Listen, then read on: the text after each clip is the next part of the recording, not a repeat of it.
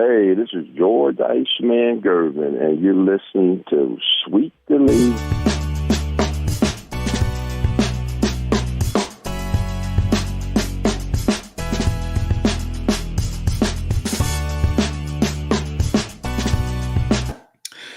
Welcome, guys. Welcome. It is another edition of Sweep the League. Rudy Campos Jr. will be joined right here with the brand ambassador himself, Coach Gio. Hey, man, we got a lot to get into today. We've got the All-Star festivities, obviously the slam dunk contest, boring as hell again.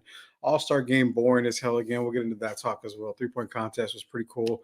We got the Steph and the Sabrina shootout. That was really, really cool. We'll get into a little bit of that talk. Also, Chisme is going to be a little bit about Trae Young, Victor Wembanyama, what we would do in those situations. What do you move? What assets would you trade? Also, why it's so important to keep that 2025 Hawks pick. I know people are saying just to kind of get rid of it. It doesn't matter. Atlanta wants it back. Spurs hold all the cards regardless of what people say. We'll get into that talk as well as some other NFL talk. You know how we do it. We sweep the league every single time here. At Sweep the League. Funny, right? I said it twice. Here we're going to bring in the brand ambassador himself, Mr. Gio. Coach, what's up, man? How was your weekend? It was a good weekend, low key, relaxed, and ready to get this day started. You know what's interesting today, Rudy? So I was working. I know you don't think I work from home, but I was working and I noticed nobody was online working.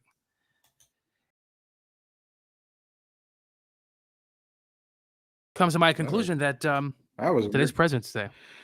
Yeah, it is President's Day, man. I don't know what happened. We had a little glitch there or something. I don't know what happened there. But President's Day, I'm actually working. So I work today, but I'm on my lunch break right now. I take my lunch break to do this festive show that we have. And I'm sure, people are going to be able to join because they're on lunch break or they're not working today or whatever. But of course, we cannot start a show without Tim and here always saying Blue Devils, woo, the ACC runs through Tar Heel country.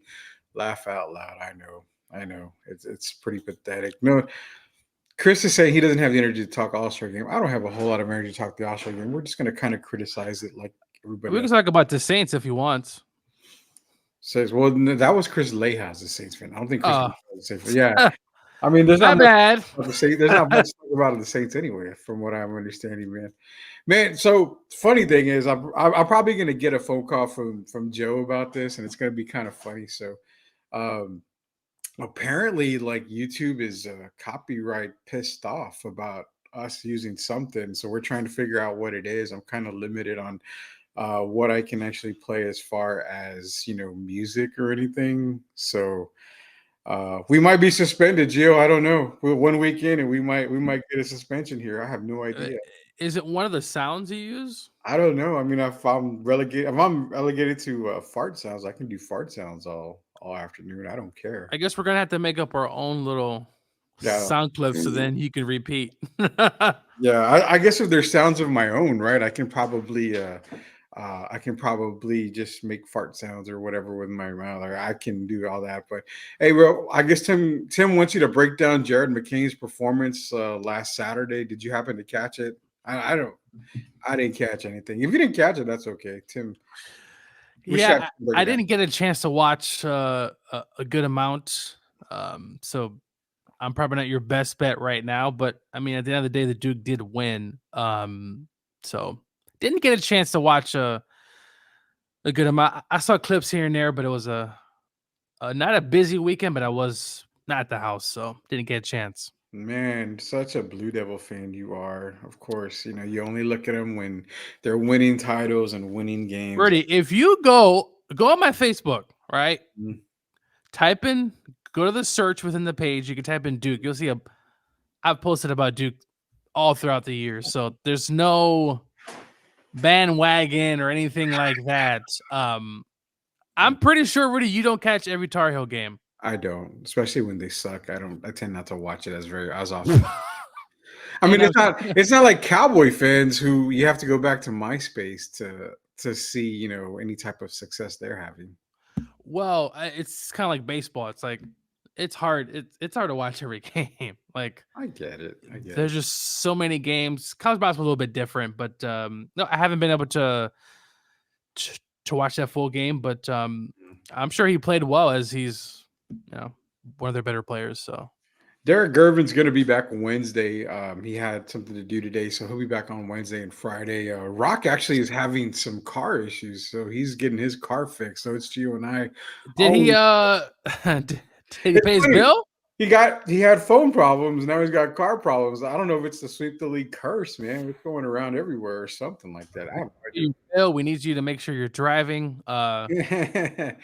He's driving while he's trying to get on the damn phone. That's probably what it is. He's cursing that damn car of his, man. Rock. We got to kick off, man. Okay, so we promised Spurs Chisme was going to kick it off, so let's kick it off. We have a new video with Speedster. I hope YouTube doesn't kick us off for this because this is a personal thing. Like we created this right here.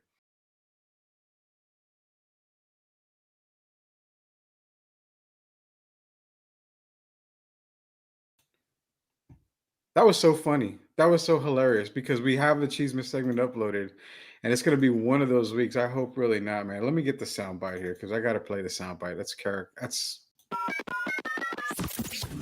So, like, I hear about the Spurs this y Spurs that, y como que esto y esta, pero I never hear about the real Spurs Chisme. Dime, por favor. All right, thank you, Chisme Girl herself, Sweep the League Chisme Girl, for dropping that. Okay, so man, check this out.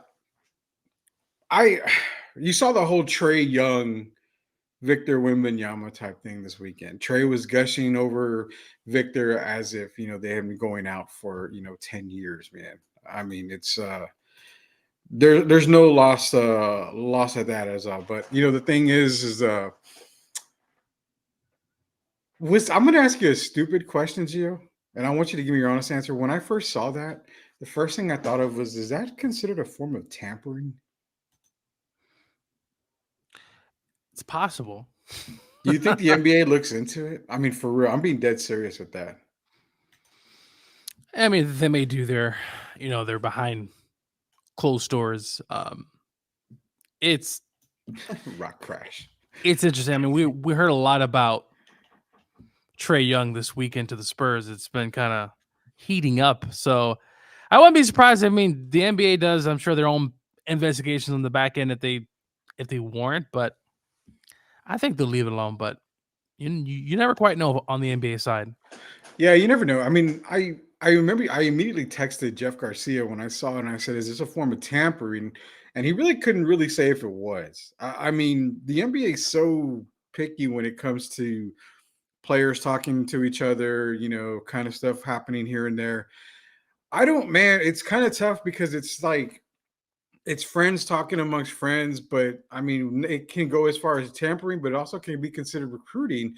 And Chris Gonzalez is in here as well. Thank you, Chris, for chiming in. They consider that tampering the way you do Braun, Wade, and Bosch. Again, that kind of goes back to those days too. I mean, they were all talking, I'm sure, about how that, but I think wasn't back with Braun, Wade, and Bosch. They never really came out in the media and said that. It was kind of more behind closed doors, if I'm not mistaken, to where reporters asking Trae, and Trae didn't necessarily say, that's the thing. It can't be, is it tampering? Because he didn't come out and say, oh, yeah, I want to play for the Spurs. And, me and Victor are talking about playing together or anything like that. They basically said what kind of player, would benefit from playing Victor as one that could win in championships. But already previously to this comment, he had, everybody's been talking about Trae to San Antonio. It was in the media. A lot of media guys were actually saying, there's some smoke to this or some fire to this. Then you come to the All-Star break and they ask him the question. He's kind of gushing. Again, you can't really take emotions and feelings into it. But can the NBA really look at it and say, we kind of got to look at this a little bit? Honestly, personally, I don't think there's a case for it. It just kind of came up as a possible tampering thing from what I was reading. There's no source behind it or anything. But again, the NBA is kind of wishy-washy. I don't know, man. I mean, is there enough fire and smoke for this to even I don't think there's enough fire, Rudy. I just think there's a ton of smoke. And I mean, look, you could tell he was kind of gushing with that answer. I mean, look, Atlanta right now, he's probably going, Rudy. The Hawks are going to have to probably shape this team up to be very different, maybe draft picks in the future. But Trae Young in San Antonio just keeps getting hot. And I hope it keeps going. And the Spurs can obviously land Trae, but I think there's just a lot of smoke right now. Would have been great to see it in the trade deadline, but obviously that didn't happen. So, who do you think's more at fault for the trade deadline, Atlanta or San Antonio? I mean, there was so much behind it. There was so much hype behind it, and it seemed like it was about to happen. Probably the Spurs. It's a tough call. I mean, do the Spurs want to pull the plunge and just wait till the offseason? Or is it Atlanta? Maybe they wanted a lot back. If I was my guess, I would say Atlanta. Maybe they think they can make a playoff push. Not that anything's going to happen with that run. So, do you really think that Atlanta will make a playoff push? I mean, with all this right here, I mean, it's kind of. I don't see it happening, man. Not with Atlanta. No. Maybe that's what they're thinking, or if they think Trae would prefer to stay. I don't know. Right now, maybe for all we know, Rudy, nothing wasn't discussed, and us Spurs fans are making something out of something. So basically, what we're looking at here is I can probably bring it up here. So we're gonna look at Trae Young's contract here, and we can definitely get into this real quick. We are talking about Trae Young, Victor Wembanyama, the whole bit that was going on. This is the Spurs Chisme episode right here. This is the Wemby outfit on Friday night was classic. It really was the cowboy outfit, man. That was pretty cool right there. Atlanta's looking at this, man. So going into the offseason, Trae's basically guaranteed a little over 43 million. 25, 26, 45 million. And then I believe he's got a player option for 48 in the 26, 27 season. So you're guaranteed at least 2 seasons with Trae if you get him in the offseason. Now, salary-wise for the San Antonio Spurs, we can bring that up here. You're looking, okay, what do you have to move? Obviously, you're probably going to have to move Keldon Johnson. That's 19 million there. You still have another 20 million, maybe 26 million to get rid of. You've got to probably throw in, Zach Collins is probably going to be in there. Whatever else you can get, Devontae Graham may be in there. You've got to find ways to make that happen. So as it is right now, salary cap wise, it's very difficult to make it happen. It's super difficult. You may have to get a third team involved somehow. But ideally, it's super difficult because you know what? You're going to probably have to move a Keldon and a Devin just to make it work cap wise. I mean, Rudy, how's the Hawks this bad? Or with all these high price items and I mean, there are several games under 500, which is pretty ridiculous to the 10th seed right now. I mean, Rudy, look, it's probably Keldon for sure. And then the other guy, man, I really like Vassell a lot. To put him on as part of that package, that's the tough thing. Or, I mean, you're looking at it right now. Okay, so Keldon is at 19 going into the offseason next year. Now, obviously, you're not trading Victor. Devontae's 12, but he's coming on an expiring contract. So I think Devontae makes sense because you have an expiring contract right there. Throw Zach Collins in there. Well, I mean, yeah, you're probably going to have to throw a Zach Collins. So right there alone is enough to do the trade deal. You may have to throw one more person in there. Probably, they're going to probably want a younger guy. So you're probably going to have to give up maybe a Malachi Branham, somebody like that, to make the salaries work to get Trae back. But the most important thing is those draft picks, man. I think I see 90, maybe not 90, let's say about 70, 80% of people out there saying, you got to give Atlanta their pick back. I don't buy that. I'm calling bull on that. You don't want to give Atlanta their pick back. No. It's so valuable. You want to keep that as much as you can. If you're moving on from Trae Young, Atlanta's going to be a lottery team. So what do you do as the Spurs? You're talking, okay, give them the 2024 draft pick. Now, the potential of them having 2 first-rounders this season is good. It's possible. So 2 first this year, Spurs next year, that's 3. It sounds like, Rudy, they need a third team. It's possible the Spurs may go with the third team, right? And get a third team in there to really kind of balance it out. Because right now, I mean, we can point at players, but listen, I know you talk about the summer of 2025, Rudy, but Spurs need to have butts in the seats. And from what I've been seeing this season, It hasn't been really good basketball outside of Victor and a few other guys really playing. So, I mean, to be real, man, there's no. I've said it on many occasions, and I know it's pissing people this off. team has 11 wins, Rudy. It's ridiculous. But what made you going into the season thinking this team was going to be that much better? I know you added Victor, but outside of Victor, what made anyone think this team was going to be that much better? Well, I was not amongst those people who thought the Spurs would make the postseason. I thought maybe 20 something wins could be realistic, and it's possible that they could still get the 20 wins, possibly 25. But at this point, it's a team. I mean, Rudy, you live in the area. Are Spurs fans going to these games? Yeah, I mean, I haven't been to a game yet, but I think that I mean, they're getting some decent crowds, and obviously Victor helps a whole lot. He brings in the crowds. Rudy, if Victor wasn't here, oh Lord, you think the team moves? Rudy, honestly, if Victor wasn't there, this team this season, and maybe hindsight, they would have done something else and brung another body in, but it would have been really even worse than what it is this year. But no, Victor's the attraction. I know Spurs aren't going nowhere, but landing Victor kind of guarantees Spurs aren't moving anywhere. No, they'll still be here. And, we have LRM in here. Should have been better than last year. You would think that the Spurs team would have been better last year adding Victor Wembanyama. But, again, I mean, you look at Keldon, I've always felt Keldon's already hit that ceiling. I don't know how much more he can go.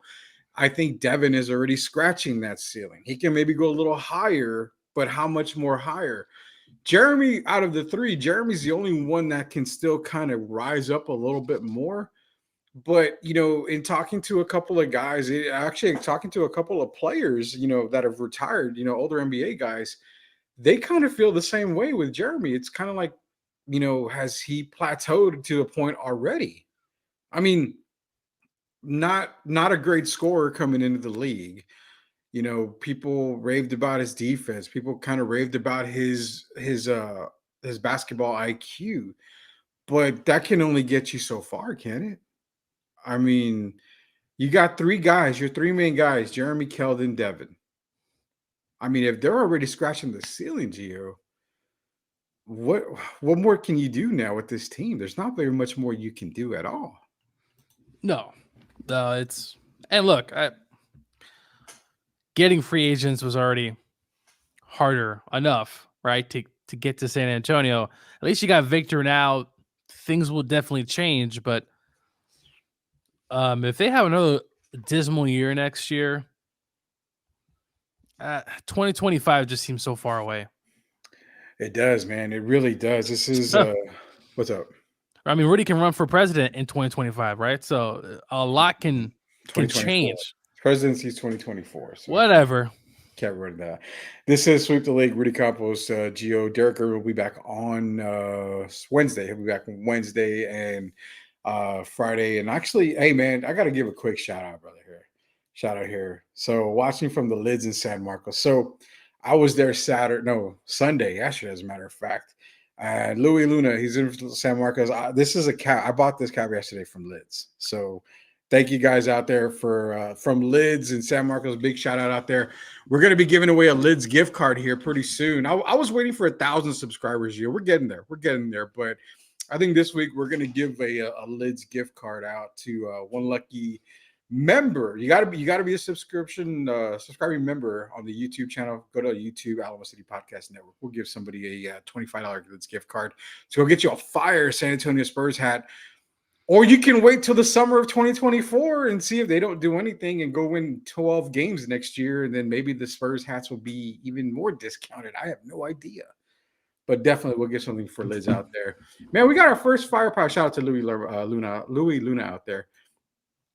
Fire pop or move him to the front office. We hadn't seen a comment like this yet on the show. We finally got our first fire pop comment. I think we got to kind of now. Don't give me the you need to fire pop because it's kind of hard to fire pop. We just saw them basically fire quote unquote fire Bill Belichick, we know it's possible for them to move on from Pop. But the NBA is a little different, dude. I think it's getting there, Rudy. Maybe not as we speak, but the whole Pop. Look, a lot of players talk about how great he is, and he's a great coach. He's won championships, yada yada. But a lot of them don't want to play for him, Rudy. I mean, let's be real.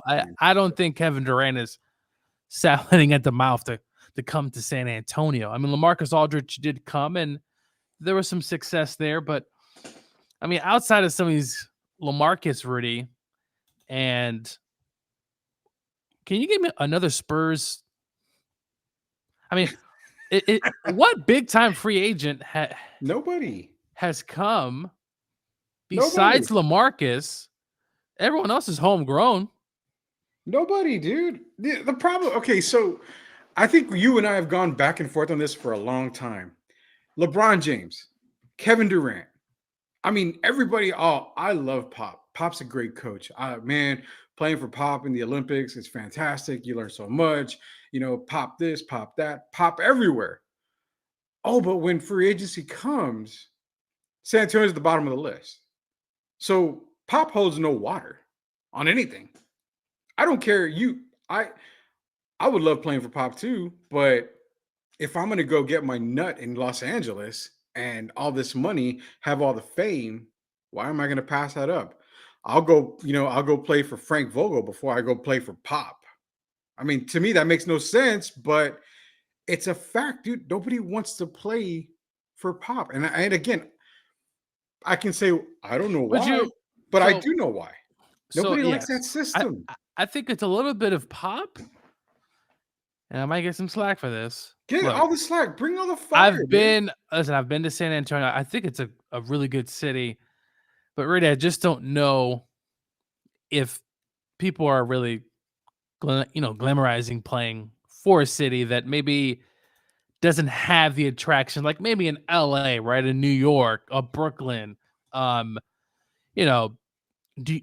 you think it's Pop and also just the market itself? Because it is a small market somewhat, right? I mean, it's a small market, but again, it's like the 7th largest city in the United States. Because Oklahoma City, right? I mean, they struck gold obviously with Kevin Durant and Westbrook, and they've built they got a really good up and coming team, and they got a star there. Who wasn't he with the Clippers already? And we'll talk about that another day. But I think it's Pop, also the city itself. But yeah, Pop. No one's really. Oh, I gotta go play for Pop. Listen, these players don't want to play for a military style coach, really. It is what it is. It's a different NBA. It's not the old NBA, where, you had guys like Pop. You had guys like Jerry Sloan. I mean, Jerry Sloan got kicked. He basically got kicked out. Deron Williams. Thrown out of the league because of his situation with Williams. But what was his first name? Do you remember the Williams? Darren Williams. Yeah. So Darren Williams is the reason why. The whole situation there. We have other guys. I mean, Larry Brown has, I think he last coached the Knicks, but a lot of these coaches are just not doing well. It's funny because you're talking about coaches, and like you said, Jerry Sloan, Larry Brown, a lot of these guys are not coaching anymore. And Darren Williams was a good reason why. I mean, he basically ran Jerry Sloan out of Utah. I mean, Jerry Sloan can't control. That's the same thing but it goes back to the players, Gio. I mean, these players, a lot of them, they don't want to play. Let's be real. They don't want to play organized ball. They don't want to play, a lot of team ball in a way. It's different. The days of the 90s, Rudy's, the 80s, and even some of the 2000s, that's long gone. It's just not the type of NBA, not the product, right? Very two different commissioners, David Stern, right? And then you have what's happening now. It's a player. I mean, the players run the league, really. Yeah. I don't want to talk about the players running the asylum, but you know what I mean? It's just the players run this league, and if they want to sit out, they say, listen, Kawhi Leonard, Rudy, He barely played last night in the All-Star game. Some of these guys barely played, didn't care. Luka out here missing dunks. I mean, it was just one of those things where it is hard. A lot of the basketball that we saw, we see that a lot in today's game, Rudy. A lot of this no defense, guys going up and down. We see that a lot of that today's game, and playoff basketball is obviously a bit different. Teams do attempt to play defense, but it's just a different time. I mean, look at this. Carmelo Anthony was talking about George Karl. George Karl comes in and says, "Hey, you're overrated, bud." Carmelo's like, damn, like I get that I need to. Imagine George Karl, Rudy, going into some freaking locker room right now and calling a rising player, dude, you're overrated. Just imagine that, Rudy. Truth be told, is George wrong? I mean, Carmelo Anthony is a great scorer, but what else can he do? Answer me that. I think he actually played a decent amount of defense. I mean, was he all world? No. At the time, the NBA was still going through its transition stage. But I mean, I think Carmelo, I don't know what year George got there. Was his second year, right? When he got to I believe so, yeah. To Denver. But just imagine George. All right, George goes into the Timberwolves and tells Anthony Edwards, "You're overrated, bud." I mean, think about his time with the Kings. How long did that last? Didn't last very long when he was a coach there, because he was butting heads with Cousins. So, it's just a different league, and the 90s, really, that's never coming back. Just like the Attitude Era in wrestling, that's not coming back, Rudy. Yeah, it's a different type of society too. I mean, when it comes to Attitude Era, but nonetheless, man. I mean, Tim Gonzalez is, everybody's in here making great points. Appreciate all you good guys in here. It's this Sweep the League. We come to you Monday through Friday, from 2 to 3:30 Central Standard Time on YouTube. Go to YouTube, search Alamo City Podcast Network, smash that subscribe button. You can join us every single day. Derek Gerber is going to be back on Wednesday and Friday. You're putting up with Coach Gio and I. Also, don't forget, Joe and Micah Jimenez are Alamo City Sportscast every single morning. They start your day off from 10:15 to 11:30. Don't forget Brandon Medina, Generation Duo. That podcast always gets released on the Alamo City Podcast Network as well. Great things coming up here on the Alamo City Podcast Network. This is Coach Gio and Rudy Campos. Sweep the league, man. We got a lot of great people in here. Josh Jimenez made a comment earlier. So what are you talking about? You mean the NBA players ain't trying to come to San Antonio for Six Flags and SeaWorld? Hell, man. Six Flags and SeaWorld, that's gone way downhill. Like super way downhill. I don't even know. Well, really, it's also some of the knock is that's one of the reasons why they can't get a football team. Now, that also has to do with fucking Jerry. That's Jerry's ass saying, hell no. But Jerry's a greedy motherfucker. I'll tell you that. I do think, though, it's possible. Maybe 10, 15 years, I'm sure Jerry's going to, don't say it. Don't say it. God forbid. I'm just saying. The man's not getting any younger. All right. He's not getting any younger, but you don't want to say that. That's kind of so. Wrong. Jerry, look, for Spurs, great food, good city. I wouldn't mind having an NFL team though in San Antonio. I think it could do well, Rudy. But I believe they need a stadium, right? Like they can't use the Alamo Dome. So they technically can. I mean, we're going to find out because there's USFL, XFL coming, back to the Dome. We can technically see maybe the potential. Now, do they need a new stadium, a new dome for football? Yeah. But, here's the problem, Gio, is the biggest problem we have is the same thing that we have for the Spurs. Where do you put a new arena? Where do you put a new stadium? San Antonio is not a big enough city to where you can just throw a stadium downtown. I mean, you'd have to demolish a whole lot of shit downtown just to put up a brand new stadium. And it's so compact, man, that it's really tough to even do anything downtown. So I don't know, man. I mean, it's kind of one thing or another when it comes to the Spurs. I tell you what, man. People are chiming in left and right when it comes to the new era of NBA basketball. We saw it last night with the whole NBA All-Star game. First time we've seen 200 points in an NBA game like that. I mean, wow, dude. it was already unwatchable for me. And again, you have half the crowd. It's an NBA All-Star game. Let them have fun. Score 200. Who cares? You have the other crowd. Where's the defense? 200 points is it's overboard. And you had one shining moment last night.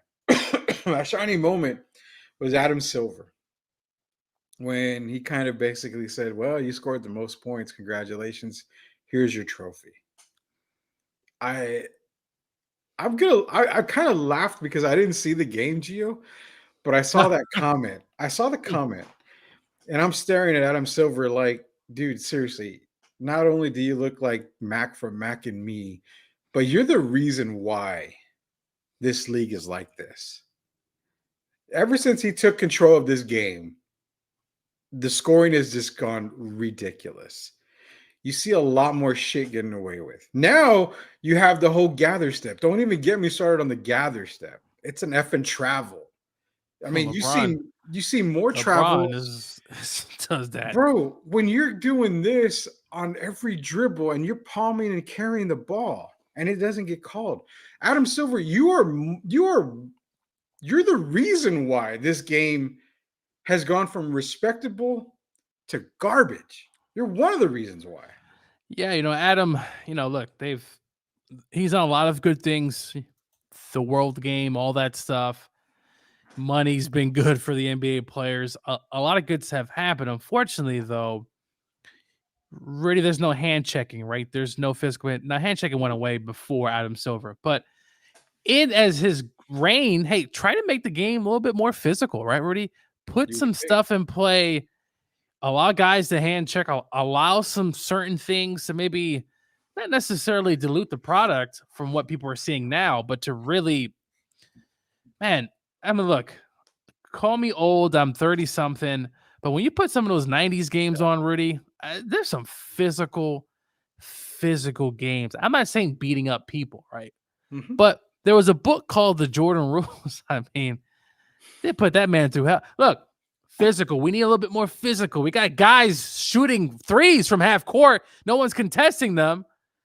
Yeah, Rudy, so Chris Gonzalez says I blame AAU. That he's right though, Rudy. 100%. There's a lot of that has started with AAU ball. 100% has started with entitlement, AAU. Rudy. Entitlement. It's funny because you treat the AAU players like they are superstars and they are NBA players at, the age of like 15 and 16. I mean, the AAU basketball program, I loved it when it was a developmental type thing for high schoolers, gave them another league to play in. You could travel. I coached AAU basketball way back when. Nothing is compared to what it is now. And honestly, I couldn't coach AAU ball right now, Joe. There ain't no way. Because back then I was getting parents telling me, hey, I'm trusting you to get my son to the next level. And I look at the parents like, it's not my responsibility. I can't make your son practice 24 hours a day and get better. We practice this time. We play the games. If your son does great, by all means, he does great. But I'm not guaranteeing that he's going to get to the collegiate level. Hell, I don't even guarantee he'll play varsity basketball. You put him in AAU, you're putting him in AAU to compete with other AAU players. I don't guarantee anything. These days, if you play AAU, and I've seen it, AAU ball, you're expecting to get to that next level. Now you're traveling all around the country to play and shit. Dude, that is unheard of, man. Like AAU ball is just, it's terrible. Really, it's become a business, right? When money is involved, it's a business. And I mean, look, even the NBA, the slam dunk, Rudy. No disrespect, no disrespect to the winner. But Rudy, do you know what league he plays in? He plays in the G League. Yeah. Where are the stars? The 3-point shootout. All right, that was cool. But the slam dunk, Rudy, where are the stars at? I'm watching just a bunch of guys. Jaylen Brown only made the finals because he's an all-star. He did not, dude. That was shit. Jaylen Brown's dunks were shit. Compared to Toppin, and even compared to Jaquez. Jaylen Brown's dunks were shit. I He mean, had some oomph to him. So I think maybe that's what oomph did he have? I mean, the guy tried to recreate a D Brown dunk and didn't and he close didn't his even do eyes. it right away. I know he didn't even. Yeah, he closed his eyes after he was on the ground and he looked at the camera for a while. Real late. So I mean, this I is don't. terrible. This is just not good. No, it's not. And you know what? The Drew Show is right. Love you, Drew Show. You know, thank you again. You gave us a super chat. Everybody wants to drop a super chat. Drop a super chat. We'll read your comment on here and everything. We'll give you some love. It says the whole weekend was a shit show. I know it's a shot, but shit show. NHL has the best All-Star game. Ding. Then MLB. Ding. Then NFL. NBA is dead last. It's worse than the abomination of the non-Hawaiian Pro Bowl. NBA is dead last. I could not agree more with the Drew Show. NHL, I give props. Throughout the years, Gio, I've become a little bit more of an NHL fan. You are. The Kraken, right? The Seattle Krakens, yes, the Seattle Krakens. And before that, I followed the Vegas Knights, the Golden Knights. I mean, I'm starting to watch more NHL because it's more exciting. The All-Star games that they have for that it's way better. The competitions they have are way better. Then after that, he's right. MLB All-Star, fantastic. You can't go wrong with the home run derby. I don't know. The home run derby. No. Yeah, you can't go wrong. I have to agree. The NBA is dead last, but they're right there with the NFL though. Already, they're like the Pro Bowl is also pretty much a joke. Well, yes, but to where the Pro Bowl takes over the NBA, at least the NFL had enough balls and enough, testosterone in their ball sacks to make a change. They made it flag football. So why? You don't want to get hurt in a Pro Bowl game. So they said, you know what? Okay, let's stop from getting hurt. Let's make it flag football. I'm 100% cool with that. It's actually been a little bit more exciting with flag football. Now, NBA, you can't do flag NBA. There's nothing with that. But I mean, there's nothing you can do to change this All-Star game to give me pants rigor mortis. There's nothing. No. I mean, it's and look, the Pro Bowl for years was in Hawaii.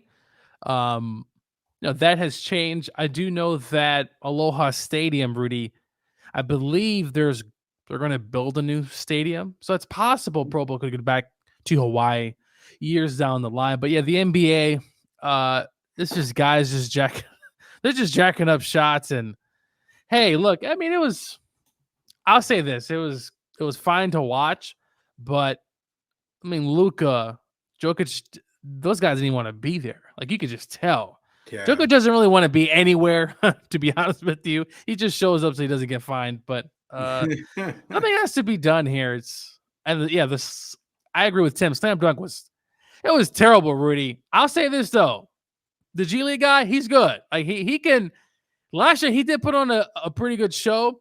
Last year's show was better by my yeah, 100%. It was definitely better, but that dunk where he I think did he lift the ball up twice, Rudy, right?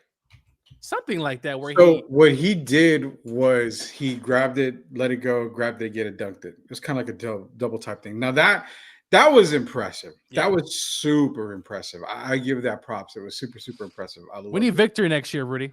We need Victor in there. Victor made the comment. He wants to participate in both the 3-point and the slam dunk. Yeah. So, again, you got to create – the slam dunk starts with the stars. You got to have the stars in it. And if not, you need to go back and just get the amateurs. Rudy, do we know why they can't get stars? I don't know. And you know what? It's just pay. Is it just pay? Is that what we're talking about? I don't think so, man. I really don't think so at all, to be honest with you. I just don't understand why. Look, the fans pay, Rudy, right? They pay to watch these games. Hey, give the fans something. The best slam dunkers in America, or whatever you want to call it, come in, the stars align, and let's have a day where we have Victor, the kid from the Timberwolves. I thought Edwards would have been good. I mean, so many guys that could have just, hey, just practice throughout the year and then just show up. I mean, I don't know why it's so hard. We got a G League guy. The G League guy won. Rudy 2 years in a row. He's not even in the NBA. No disrespect. Like he can dunk. To be honest, man, Mac McClung this year was not that good. This No. dunk contest went even further down. Chris Gonzalez asking about the Stadium Series. I caught a little bit of it. That was Philadelphia, New Jersey. I believe in one of them where New Jersey won.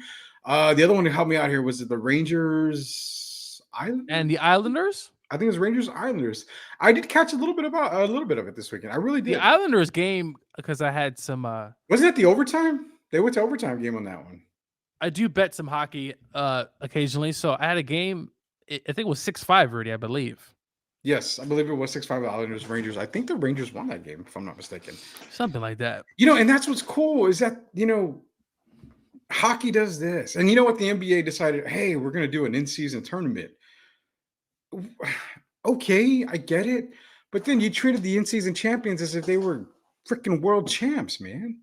Presentation of the trophy, and that. It's so hard because with hockey, you can have those fun experience. And in baseball, Rudy, they have the Field of Dreams, right?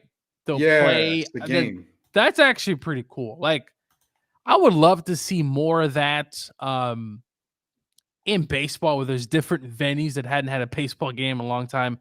It'd be really cool to do that. And some areas that don't have a baseball team, right? Like Iowa, I don't know, South Dakota, whatever the case may be. That'd be pretty cool. Yeah. Hey, so you're listening to Sweep the League, Rudy Campos and Gio. We're with you Monday through Friday, 2 to 3:30 p.m. Central Standard Time. We appreciate everybody jumping on. We got Locked On Spurs in here. They left a question. We're going to get to that question here in a little bit. On the flip side, we're going to take a little break here. Derek will be back Wednesday. The Rock's having car trouble. Funny, he was calling us last week while in the car, and all of a sudden Monday he texted me, I have car trouble. It's like, okay, well, hopefully everything's cool. And earlier somebody asked, was Rock in a car crash? No, Rock was not in a car crash. He's doing really fine. He's just having some car trouble. We're going to hit you guys up here in a little bit. We're going to get all your questions answered. We're going to take a little break here from MCS General Contracting. We'll be back. MCS General Contracting, more than 30 years of combined experience in concrete placement. They are the best in the business, honest pricing, high quality work. They get going on house foundations, driveways, concrete patio decks. If you want to extend the deck, extend the driveway. If you're a business and you need to put together a slab, a parking lot, or other concrete placement services or sidewalks, reach out to MCS General Contracting at 210-774-9155. They're confident in their skills, so give Chris Leha over at MCS General Contracting a call at 210-774-9155. And thank you for being a sponsor of this show. Yeah, shout out to Chris Leha, man, MCS General Contracting, where they build the biggest decks in the business. That's never going to get old, man. That's never going to get old. Sweep the League comes to the Alamo City Podcast Network, part of the Alamo City Podcast Network on YouTube. Smash that subscribe button as well. Hey, we're going to get to more of your chats here, man. So before we got off onto a break, Locked On Spurs, Jeff Garcia, good friend of the show. We're going to get Jeff on here again here really soon. He's asking, Rudy, knowing the NBA All-Star Game weekend is boring, which it really is boring, is a good thing the SA has not gotten one since the 90s. Jeff, I'm going to say that it sucks because no matter how boring an All-Star weekend or game is, it's the fact that you give the fans the opportunity to have every single star in one spot, and you have a chance to meet all these players instead of going to a Spurs game and, hey, we're going to see the Bucks and the Spurs tonight. This is my chance to get to see Giannis. Well, if you have an All-Star game back in San Antonio, you've got Giannis, you've got Bron, you've got all these guys all in one spot. So I think it'd be a good thing to get us All-Star game back into San Antonio to give back to the fans, to give them a chance to see their favorite player. Last time was here, man, storage, and I don't tell tall tales like Michael Jimenez does. I'm actually there. Back in, when the All-Star game was here, I got to meet Master P. He was filming a commercial on the Riverwalk, so I got his autograph there. Not only that, man, I got to meet a lot of people. There was the World Game, which was the high school summit game, I believe.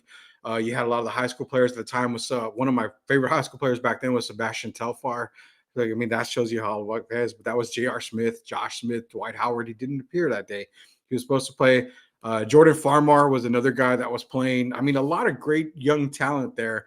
I got to meet a lot of them. I got to meet Chris Mullin. And funny story, I asked Chris Mullin for his autograph, and he looked at me like this little fat kid needs to get out of my face. Kind of gave me that and signed it and walked away. That was terrible, man. I know. I got to meet Matt Doherty. I got to meet Jerry. Oh, wow. West. Yeah, Jerry West was another one I got to meet. Just a lot of different people that you were able to meet at that Summit basketball game that was held over, I believe it was at UTSA, if I'm not mistaken. Got to meet everybody there. I met Cynthia Cooper. But, I mean, nonetheless, I think an all-star game back in San Antonio would be fantastic for the fans. Is it great to go to? Again, pay your money, watch it, do whatever. It's just a game. But as far as the actual game itself, it's always going to be terrible unless they change it, man. Well, yeah. I mean, right now it looks like 2024, obviously we had Indianapolis, and then 2025 San Francisco. So how about this? If the Stars don't participate in any event, they get a fine. That's a little overboard, I think, with Tim. I don't think you can fine players for doing that. As it is, you think the PAs, the NBA PA is probably going to be like, yeah, that ain't going to work. How about making the NBA All-Star game more of netball, remove the backboard? Ooh, that would be pretty interesting. But then it goes back to, well, how are we supposed to shoot, our 50-footers and off the backboard? And, we can't do this, we can't do that. It just makes more crying. Chris. Well, the Pro Bowl used to have those skill competitions, which I know they still have a good amount of, but the whole throwing competition where you bring old NFL players like Dan Marino, I think the NBA need to do a little bit more. And whether that's having an extra day, maybe a Thursday through Sunday, that'll be nice. Do you think San Antonio gets an All-Star game up until not anytime soon, right? 20. No. I don't think they get. Okay, you know what? Oh, God. Call me. They will eventually, but I don't know if it's going to be in this. Call me dumb. Call me dumb, because I think they get one now that Victor is in the league and the impact he's having on the league. I think they do get one. Let's be real. I think they will get an All-Star game now. Now, does the All-Star game happen at the Frost Bank Center, or does it go back to the Alamo Dome? That's the question. I think is probably what I'm looking at. I'm not too sure, but because right now 2025 is San Francisco. 2026 is going to be at the Intuit Dome with the Clippers play, which, by the way, is going to be a beautiful. Isn't it crazy that the Clippers already finally get their own NBA arena after so many years sharing, and that's going to be state of the art. It's going to be a really nice. So Spurs are probably, I'm thinking, the Milwaukee Bucks are trying to get one. Probably 2029, 2030. It's going to be a while, but it'll be a little while. Chris Gonzalez is saying the Stars do not come out because they don't want to get embarrassed. 100%. I think that's the real reason why. We got a super chat in here. Thank you for the Drew Show, man. Appreciate you so very much. Again, if you want to leave a super chat, leave one for us. We really, truly appreciate it. We will read all your super chats no matter what it says. So from the Drew Show, 2003 All-Star game had Amari Stoudemire, Richard Jefferson. 2004 rookie LeBron James didn't take part. Everybody following the leader, LeBron, has ruined the NBA. Let's be honest, he's the NBA antichrist. Can we give a react to the Drew Show here? Because we definitely, I'm on board with this. I do not hate LeBron James. As a person, he's done so much for the NBA community, for outside of the NBA, Gio. He's a great guy. But since LeBron has been in the league, have we not seen the demise of the NBA? Be real, man, because in my opinion, we've seen the demise of the NBA. Let's go through everything, man. The crybaby issues. Hey, I lost in Cleveland. I'm ripping off my jersey in the Boston Tunnel, heading out of this game. You know what? They can all say, well, super teams happened before LeBron. Yes, they did. But a lot of them were built through the draft when it came to super teams back then. A lot of them. Not all of them, a lot of them. But the whole baby mentality has happened with LeBron, Gio. I don't know. Listen, I'm not the biggest fan of LeBron. I think MJ's the GOAT. We could talk about that in a different discussion. But I don't look, think you'll ever get a disagreement with me on that. But look at this. Sure, he didn't participate in a slam dunk, and a lot of other players did not after him. We did get some good moments in the slam dunk over the years. But I mean, LeBron I think he's done more good for the league, though. I think there's the new age players that came after LeBron, Westbrook, Durant, who's you got to admit, Rudy, the burner accounts and all that other extra stuff Kevin Durant's done. I think that's worse than what LeBron's done. But there's a lot of other players. Kawhi Leonard, right? Having a mysterious injury nobody doesn't know about. The Spurs are saying it's not a real injury or yada, yada, whatever the hell the case may be. So I think LeBron may have started it, but there's been players that have taken it to a whole nother level. But that's what I'm saying is that LeBron was the reason for a lot of this. And you're right. Players are taking it to a whole new level. It had to start somewhere. It had to start with LeBron. In my opinion, it was LeBron. The NBA demise happened there. Now, it wasn't his rookie year. It wasn't sophomore year or anything like that. But as LeBron started to, I guess, test the waters, in my opinion, then we started seeing other players follow suit. And Drew Show is 100% right, man. He's hitting a nail that a lot of people don't talk about. He's the leader of a lot of the stuff, man. You didn't see players back in the 80s, you didn't see players jumping ship. 90s, you rarely saw players jumping ship. It happens, yeah, but the most significant player to go from one team to another was via a trade. Was it the last time was maybe Charles Barkley from Philadelphia to Phoenix? When you saw like an actual big time Hall of Famer prime of his career go, who went to Phoenix during that one time where they had the finals run. Well, yeah, look, LeBron really changed the scope of a player movement, stars teaming up, even though Boston was probably quote unquote the first real trade, right, of a quote unquote, I guess, super team, if you want to call it the big three. But LeBron obviously teamed up with Dwayne Wade, Chris Bosh, and really empowered player movement. And that's when we saw everybody's been moving. One day they're here, the next day. But I'm fine with the whole player movement, Rudy. I know you're not the biggest fan of it, but to me, if you're Dame Lillard and you've been there for how many years and you don't win, you need to leave. I get it. I do understand the process of LeBron going to Cleveland and then the decision, which really pissed people were burning his jersey. So the decision was bad. That part, yes. That was terrible. And that's where the Drew Show, I think, is going with this stuff. A lot of the stuff that LeBron does or did may not have been, it may not have been like, well, I'm not doing it to do this reason or this reason. But the decision, dude, when you decide, Gio, what are you going to do? Well, I think I'm going to go play so-and-so. I'm going to go play here, Blah.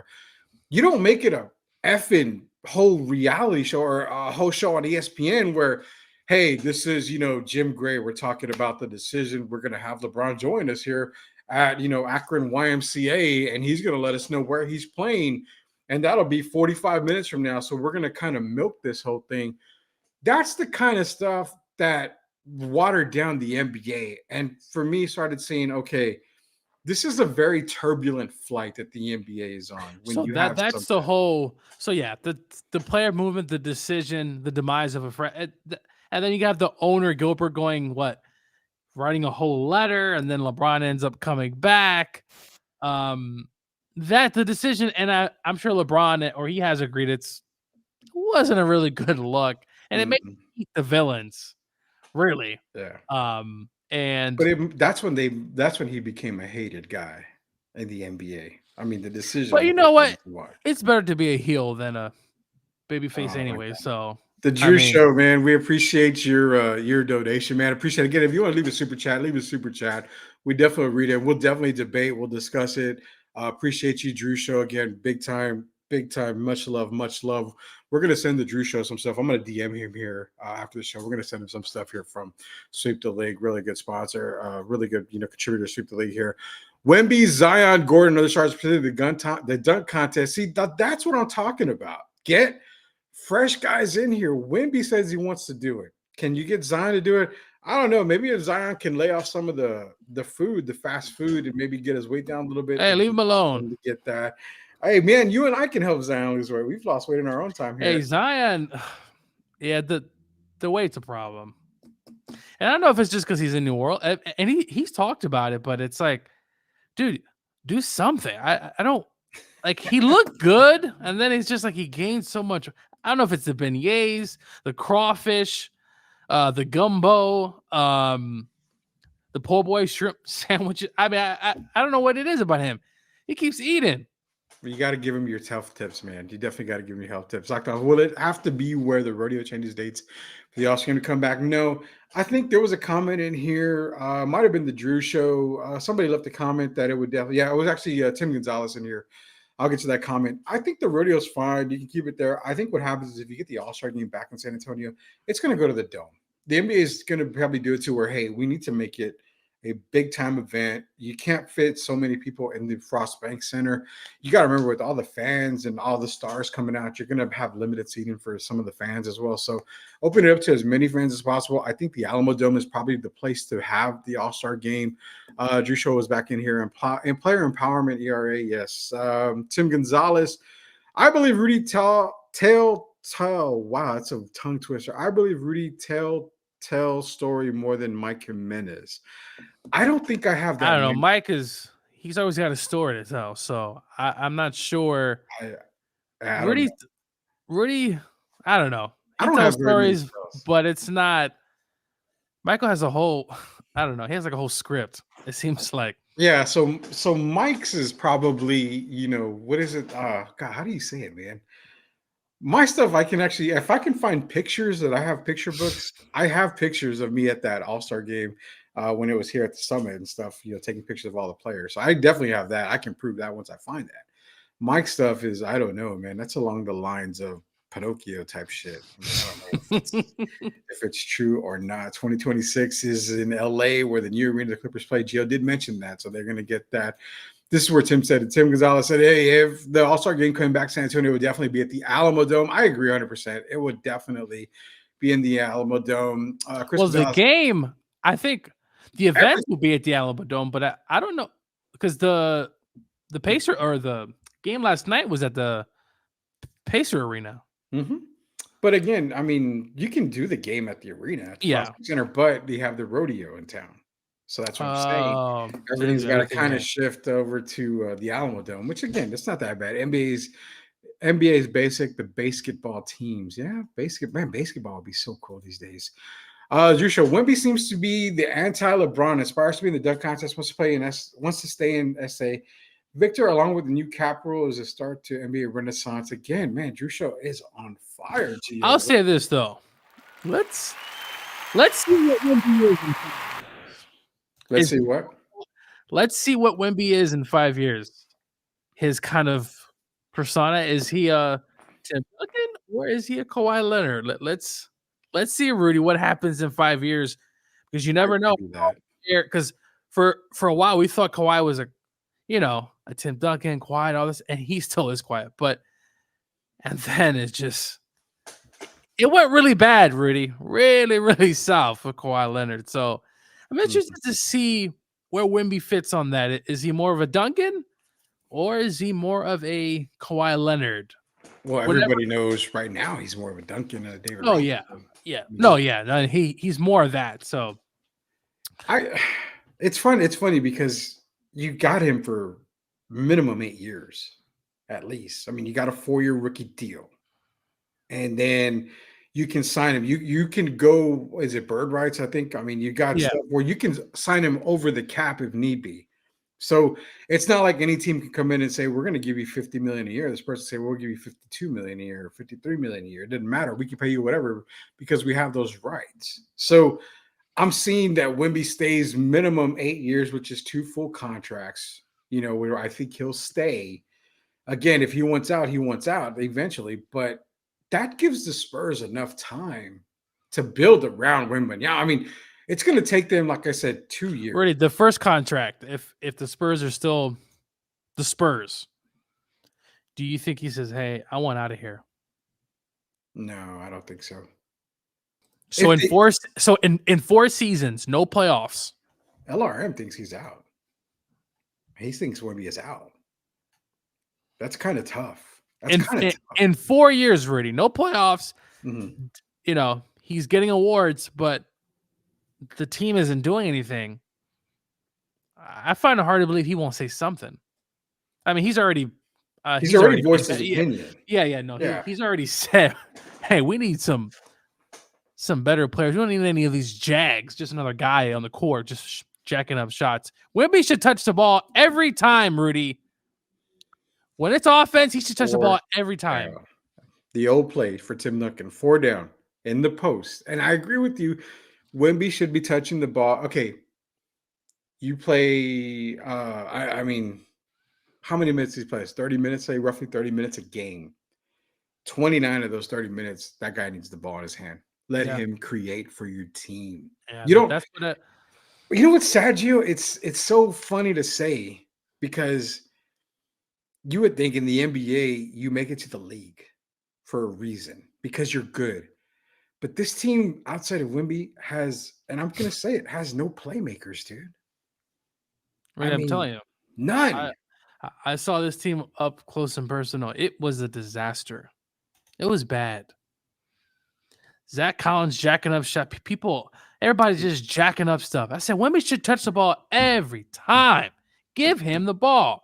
Yeah. Devin was out, so give him the ball. Him or Calvin, give him the ball. That's your only offensive weapons at this point in the game. And there were times where Wemby didn't even touch the ball. I'm like, what is this? I truly don't understand. Jeff, I'm going to get to this comment about Jimenez and the Giannis Alfaro thing. I saw it on Twitter, so I definitely want to come back. Tim Gonzalez, the All-Star game comes back to Sweep the League when we broadcast live. I will broadcast live at the All-Star game.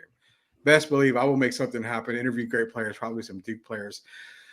Should I let out a story about when the NCAA came to town, Gio?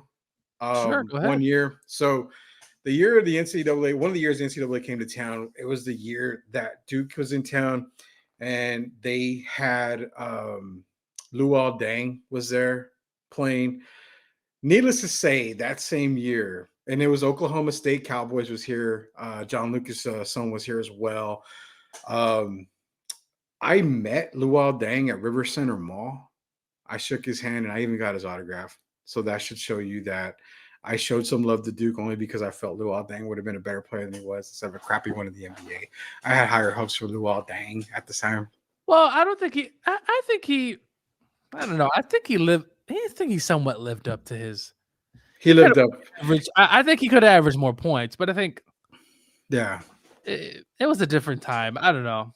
So what was funny was I was at River Center, went to Hooters, and when I ate at Hooters, coming out, UConn Huskies were there. Ben Gordon, Charlie Villanueva. There was another kid out there. It was Ben Gordon, Charlie Villanueva. I'll remember the other guy in a minute. I got to meet them as well. Oh, nice. But again, the Luol Deng thing, I have to admit, Tim Gonzalez is going to give me shit for it. I already know, but I did get to meet Luol Deng. Again, my stories are not tall tales. They're not Michael Jimenez stories where they're all made up or whatever, which he says they're not made up. But everybody says they're made up. I'm going to jump on everybody's bandwagon. Kawhi never said anything. Wemby talks.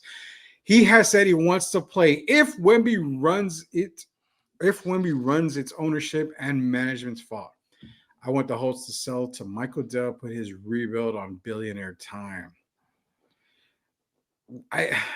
The Spurs know they've got to do something with Wemby, man. They can't just allow him to just be here and ho-hum his way. I mean, this is definitely not a player that you want to just allow to waste the opportunity. But again, I don't expect anything this year. In 2024, I expect the first step. But 25, 26 is when I expect this team to just be balls to the wall ready. Fair or not fair? No, yeah. I mean, they got to take a step. You want to show Wemby that, hey, you're going in the right direction. You're getting players, opportunities, whether that's Trae Young or other assets to come. But you have to start this offseason, Rudy. It's very important. If not, you got to take a step, like you said. A step, and look, players are gonna want to play with Wemby, Rudy. Mm-hmm. They're gonna want, because it's just so different. I know you hate the word generational talent, but look, I don't hate it. All I'm gonna say is he's different. He's a very unicorn, unique. Listen, if he in 5 years, if he has a jump shot like Kevin Durant, post moves in the post like David, I mean, it's not even gonna be fun, Rudy. I don't hate the word generational talent. I just think I hate the fact that it's loosely thrown out there. Oh, I don't use that on. There's only been a few players. Not you, but I mean, there's only been a few players. To me, MJ, Mike, Wilt, Kareem. That, to me, is very, very few guys. I think Shaq to me was a generational, player. But yeah, it's you don't see Wimpies on the street court, Rudy. They're in San Antonio. And that's what I'm saying. I think he's generational, but again, it's how do you use generational? Because generational can be come in, dominate the league, but also help your team win. We've seen one of those happen. So yeah, normally when you come in and David's first year, Duncan's first year, hey, they got to the playoffs, right? They made a decent run. Mm-hmm. I think Robinson's first playoff run, if I'm not mistaken, Rudy, did they lose to Portland? I think they lost to Portland in 7. I don't think that was the Portland series. I don't think that was the Portland series. Okay, maybe that's Robinson's second. Mm-hmm. I don't remember. But anyway, and then Duncan's first playoff series over the Suns, and then they run into the Jazz and they lose in 5. But look, Wemby, it's just not looking like they're going to make the playoffs clearly now, right? So you're looking forward to 2020. You're definitely looking forward to it. Really, next season. So, look, Spurs, please, as a Spurs fan for a long time. Don't plead. Don't beg. I don't live in San Antonio, so I'm not someone who obviously is, don't beg. Have silver and black rich in my blood because, that's the only team in town. I have other teams, Rudy.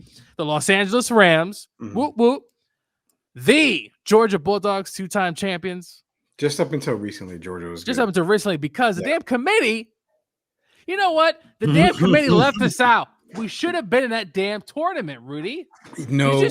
Did you see what we did to Florida State? I understand what you did. Don't get me started on college football.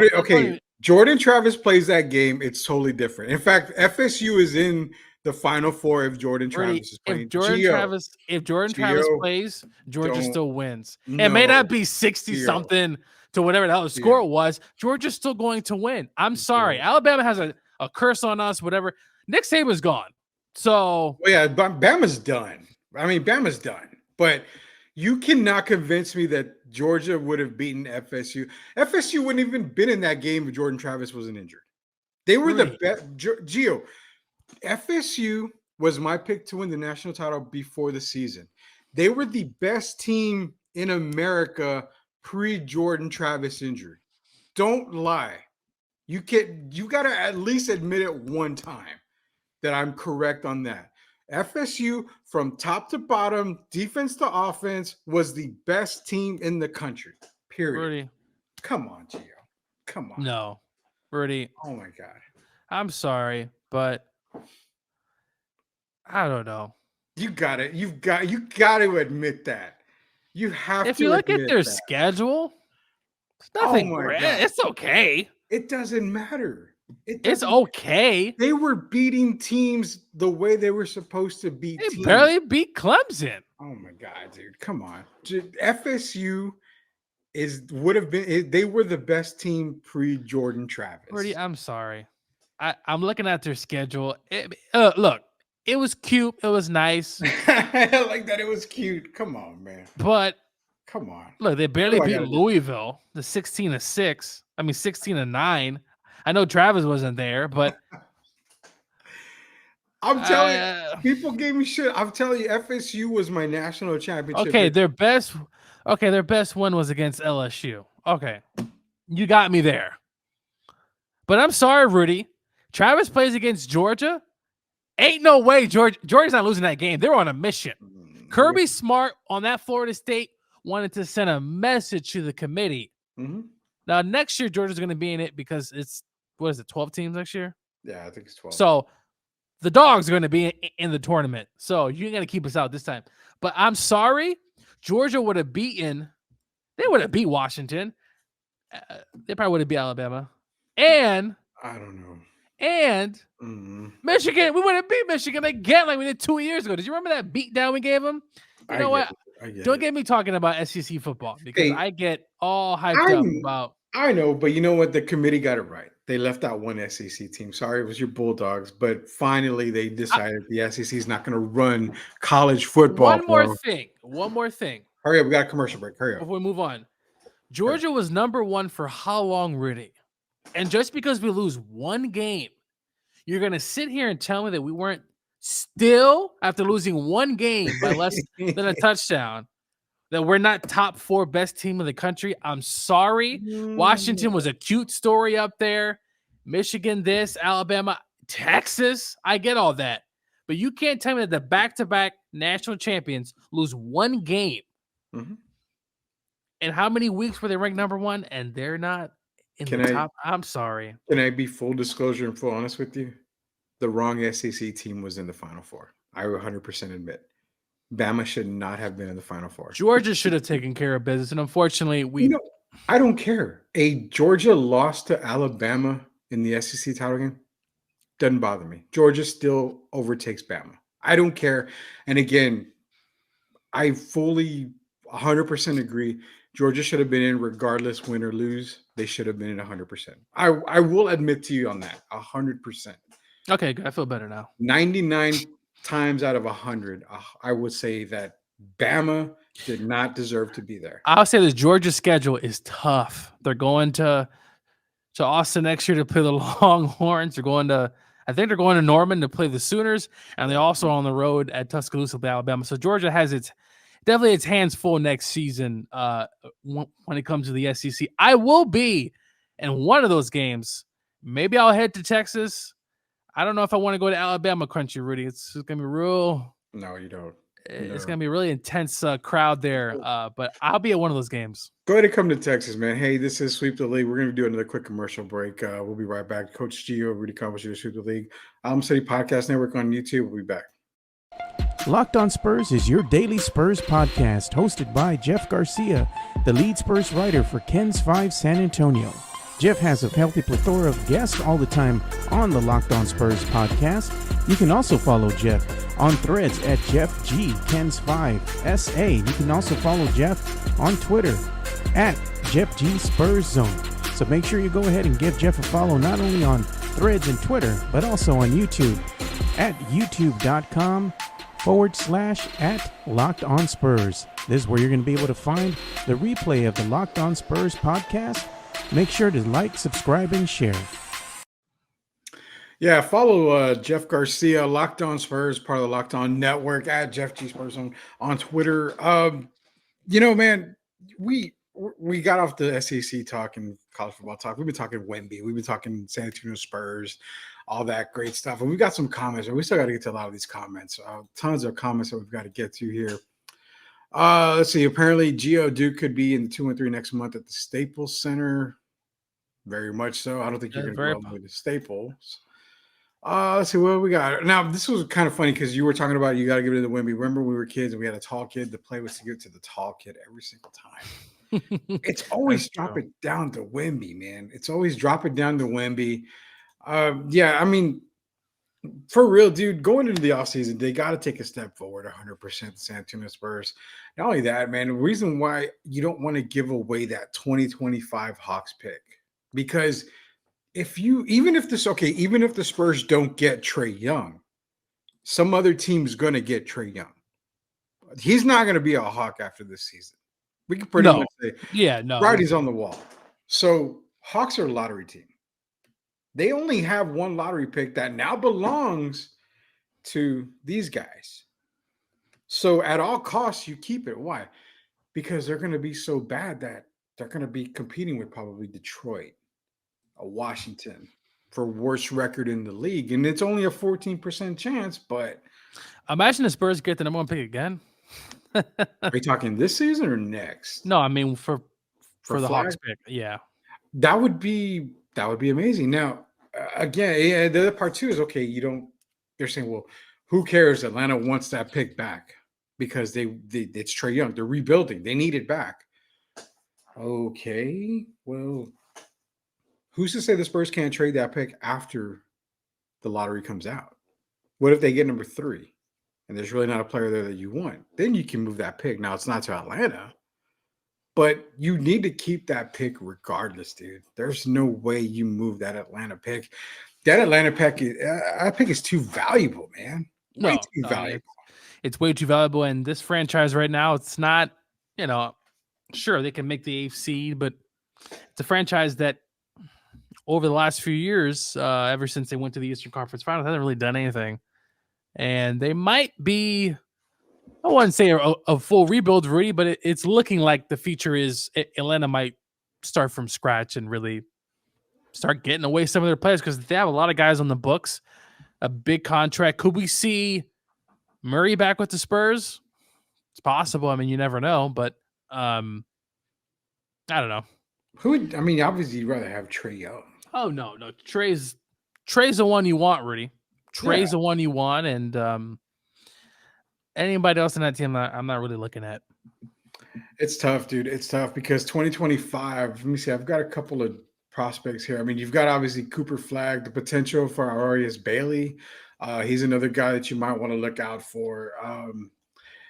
There was a kid, Hugo Gonzalez. He's a small forward, man. That's a kid that I've been looking at lately. He's only 17 years old. Now, Hugo Gonzalez, keep him on your radar, Spurs fans. This kid he's good. He's really, really good. If you don't get Cooper Flagg and you still have a top pick, Hugo Gonzalez is a kid that I really have had my eyes on lately. So 2025, I mean, it's definitely, golly, he's a 3-and-D type of player. He's a really good prospect. I believe he plays, let me see, I got it here. He plays for Spain, I believe. Real Madrid. So Hugo Gonzalez is another good pick there. I think he can build a lot in 2025. I thought Cameron Boozer, but Benjamin Bornstein told me that Cameron Boozer will be the next class. So you have potential. Cameron Boozer, you have Cooper Flagg. I mean, I thought these were all going to come out in 2025. So Cooper Flagg's the only real, I think, not even generation. I hate using that word, but he's the next big deal to come out. 2025, super good year, I think, for NBA basketball, Spurs in general. That's where they're going to do that. But you got a lot of free agents, brother. A lot of free agents in 2025, man. That's what I'm saying. It's so big. No, it's big, but as you said, Rudy, they got to start 2024. Make the fans happy. It may not be the biggest splash, but you got to do something. Klay Thompson, just to make a move. Klay Thompson, like I've been saying that. Klay Thompson. Yeah, I mean, Klay didn't he have a 30-point game the other night? I mean, 35, I believe, off the bench. Someone put together a hell of a parlay. They had Klay Thompson scoring 30. Mm-hmm. Got his name. We talked about him on Friday from the Rising Stars. He had 30 points too. Oh, I know who you're talking about. Forgive me. I can't remember his name offhand, but I know who you're talking about. He turned I think $300. Yeah, $300 until something like a ton of money. Is gambling legal there, Rudy? No, not in Texas. To me, it's crazy how Texas is not part of the FanDuel DraftKings. I mean, it's fun. It can be a little addicting, but you can do fantasy stuff. You just can't do actual picks like money, like blind bets and all. I mean, you can under the table, wink, wink, and that'll go on. But yeah, it does happen.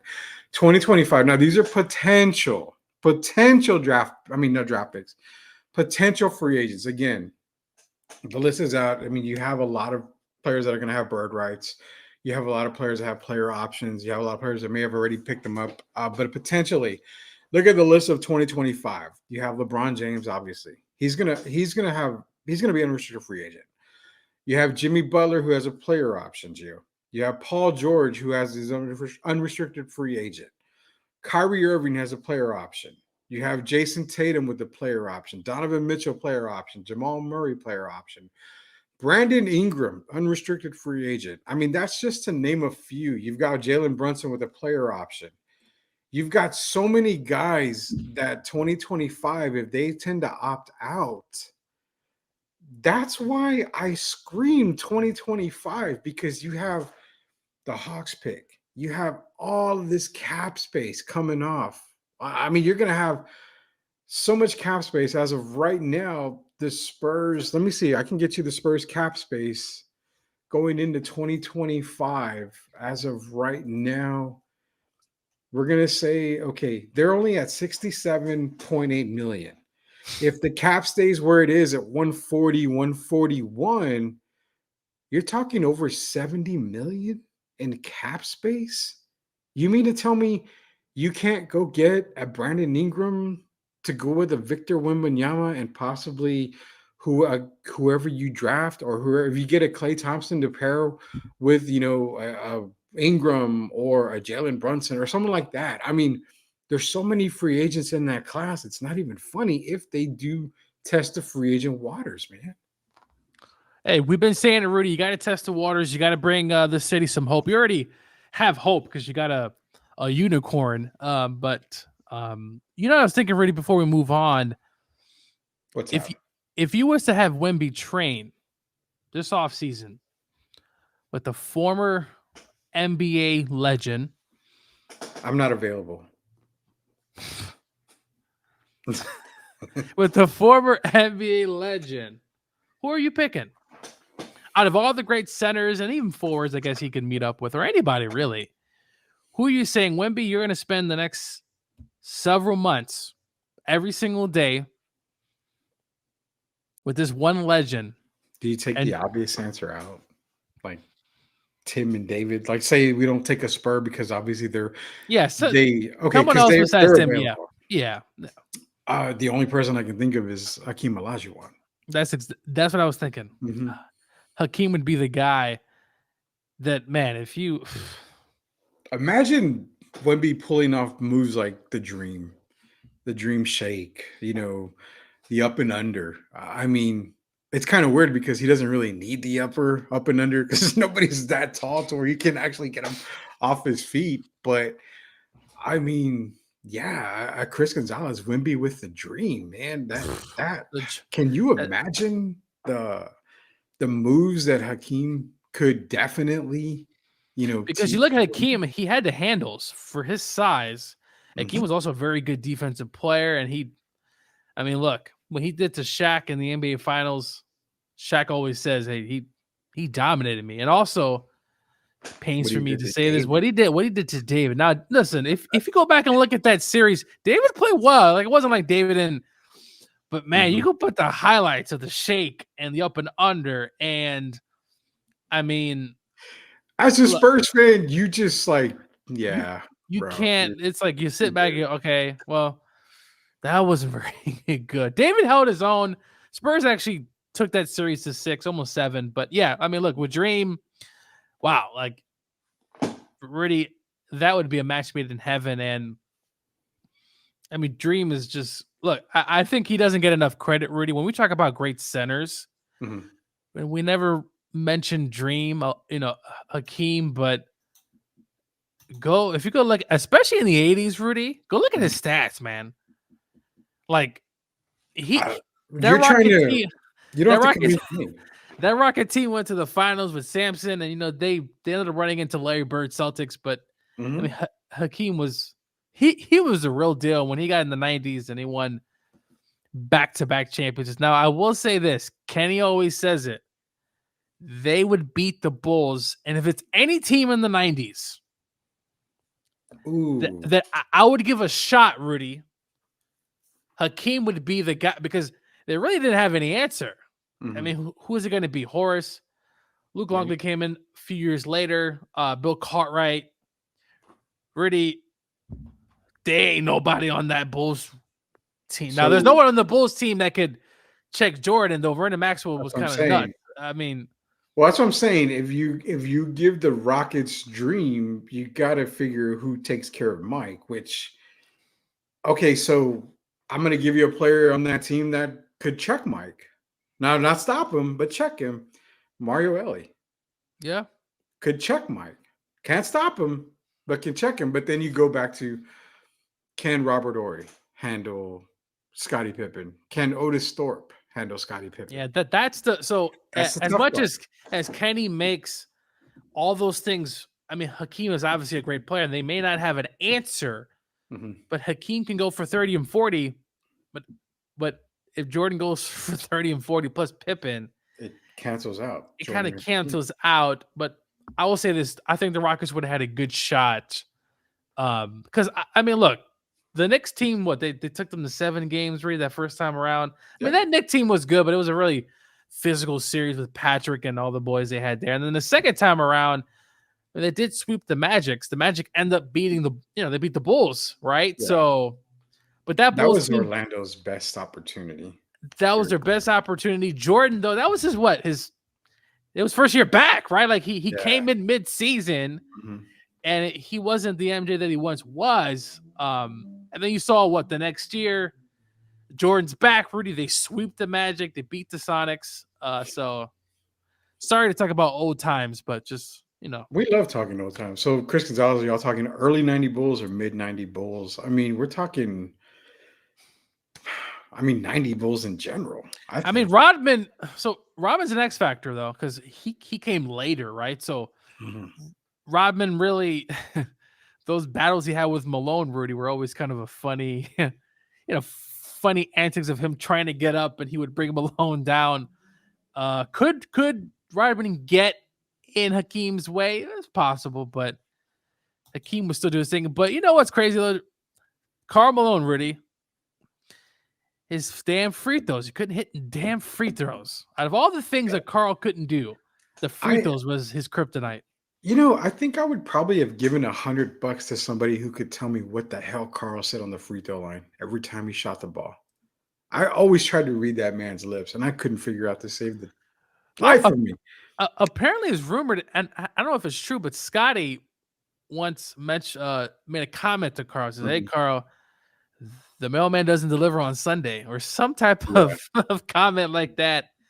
But there's so many teams that, if Jordan's not there, they probably you got to think Karl wins one, right? Like, I just I'm gonna go on a limb, dude.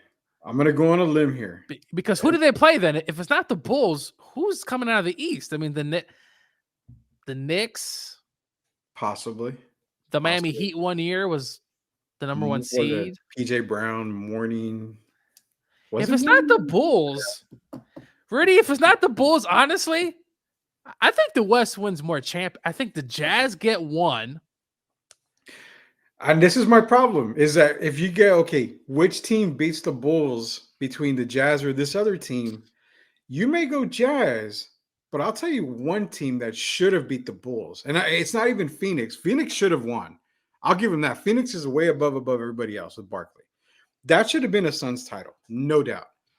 But the one team that missed their opportunity were the Sonics. Oh, yeah. 1 year. I mean, Peyton and Kemp, that was their year. And you know what? Chris brings up a fantastic point. The Pacers was another team with Smith, Davis, Miller, Mark Jackson. I mean, it took them to 7 games, Rudy. They were up. They were up in game 7. Yes. And the Bulls ended up coming back. You're right. That Pacer team, that was probably the best. Even though the Pacers went to the finals in 2001, that was probably the best Pacer team in 98. Because they were really humming. So if not,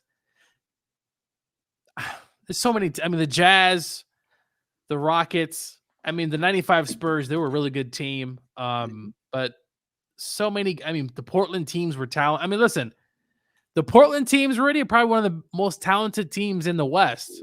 Oh God.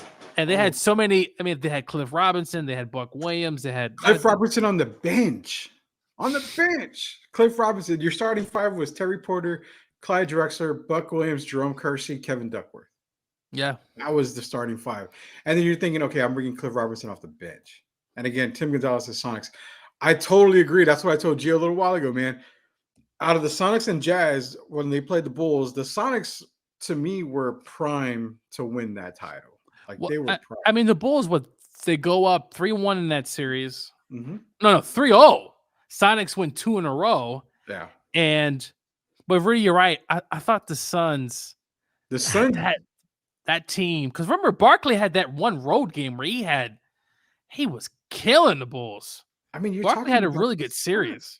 the Suns was Barkley, Danny Ainge, who already had finals experience with the Celtics. I mean, he already won titles. He had Dan Marley. Yeah. I mean, for granted, Oliver Miller was not, the size that he is, right? But I mean, you had Oliver Miller, you had Richard Dumas was another guy that just came up and, playing outstanding ball. Was that Kevin Johnson too at the same time at point guard? Yeah. I think it was Kevin Johnson. Yeah. There was no reason for that. That team should have beat the Bulls. I felt that Suns team should have beat the Bulls. That was, again, that was another thing where Jordan is magnificent, but another series where John Paxson makes that 3-point shot to win the game. And then Charles hits I think he only hit an air ball that next play. Yeah. Another team. I mean, obviously we talk about the Knicks. Maybe I'm sure the Knicks maybe pull through a Pat Riley and get one. I mean, it's very possible. And maybe the Cavs get to an NBA Finals. They did play the Bulls one year in the Eastern Conference Finals. So it's possible the Cavs make a run. They could probably beat the.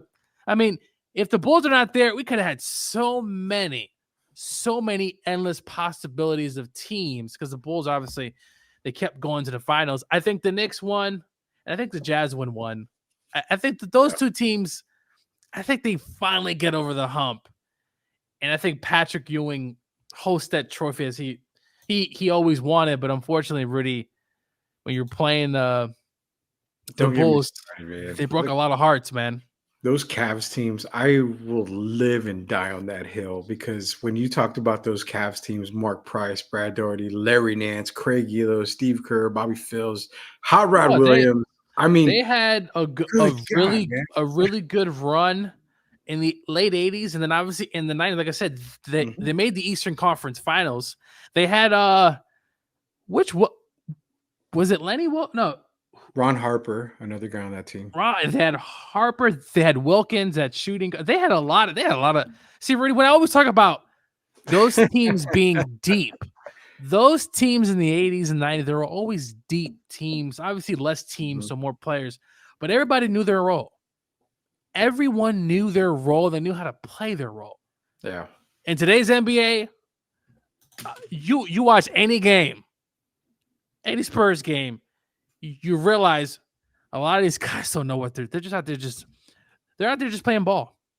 Yeah, that's sad, man. Hey, man, we're done today sweeping the league. We talk more NBA. I love that we talk old school, but we need to do a whole show with Derek on the what ifs and the old school basketball stuff. I'm going to try to get some older guys in here so we can talk, maybe some older NBA players, shoot the shit with them. That way we can kind of get their stuff. What if Shaq doesn't get drafted by the Magic? What if Shaq goes to, was it the Warriors? If he goes to the Warriors instead of. What do you mean Warriors? Magic. Was that the year Chris Webber got drafted? Or was it the following year? Shaq was the following year. So the Warriors, the Orlando Magic got the first pick. Who was the second pick that year? Sean Bradley, I think. It was Sean Bradley. So Shaq goes to Dallas. It was Webber. It was Webber, Bradley, Penny Hardaway, and it was Orlando, Dallas. Orlando, Philadelphia, and then Golden State. That's how it went. Because I believe Bradley was a Philadelphia 70s. Wasn't he a 70s?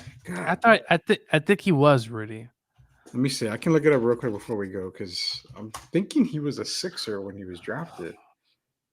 Sean, Sean is he's paralyzed now. You know that, right, Rudy? Yeah, I do know that. He got to that unfortunate accident. Sean Bradley got a lot of disrespectful heat, but I thought he was a good player in his time. But so many what ifs. If Shaq doesn't leave Orlando, right? He stays with Penny. I made an argument. So funny story. A few years ago, or it could have been last year or year before, if the Magic are still on top and they play the 99 Spurs, Penny and Shaq at their apex, right? Like Shaq's already getting towards 2001 Shaq, and Penny still. Who wins? We can leave that for a different episode. I think we need to, because you're talking Penny, Shaq, Nick Anderson, Dennis Scott. Donald Roy, I think, was on that team. He was a contributor. I think BJ Armstrong would have been on that team too. Horace Grant was on the team. And you're talking about 99 Spurs. So the first title Spurs with Ellie, Kersey, Robinson, Duncan, Elliott, Johnson, Jaren Jackson. Ooh, that's a good one. Will Purdue, Rudy, don't forget him. Purdue as well. Was it Jaren Jackson? Jaren Jackson. Danny Ferry was on that team. I think Ferry came the following year, but yeah. Was it? That's a good one, because I honestly, truly would lean a little bit towards. Oh man, it's a tough series. It's a tough series because you know what? Let's tackle it on Wednesday when Derek's here. Shaq. That's tough. It's a tough one because though Shaq's not 2001 Shaq yet, so Shaq's still good, right? I mean, the Spurs they swept the Lakers in the second round that year when Shaq was with the Lakers. So, but if Shaq's has apex and Penny is, to me, Penny's he's like the Kobe, right? Like he's the one. Yeah. Because but you have two guys on the Spurs team in Sean Elliott and Mario Ellie that can make it tough for Penny Hardaway. They can. Yeah. So many what ifs. It's a, you can kind of wish you go back in time. But yeah. Yeah, I know, man. It's fun. It's fun. We lose track of time here, but nonetheless, we're gonna save that talk. We're gonna talk more NBA basketball, more old school NBA, because that's what we love to do here at Sweep the League. Again, follow us on YouTube. Search the Alamo City Podcast Network. Hit that subscribe button. Smash it. Do whatever you want. Just be sure to be a subscriber. We're gonna start giving away some stuff here from Sweep the League. Derek Irvin will be back on Wednesday. The Rock, hopefully later on this week as well. Again, hopefully YouTube doesn't, mess with us anymore, so we can get back to our normal broadcasting here. But we will be back tomorrow from 2 to 3:30 on the YouTube, on the Alamo City Podcast Network. So for Coach Gio, I'm Rudy Campos Jr. Until we sweep the league again next time, we'll see you later, Knuckleheads.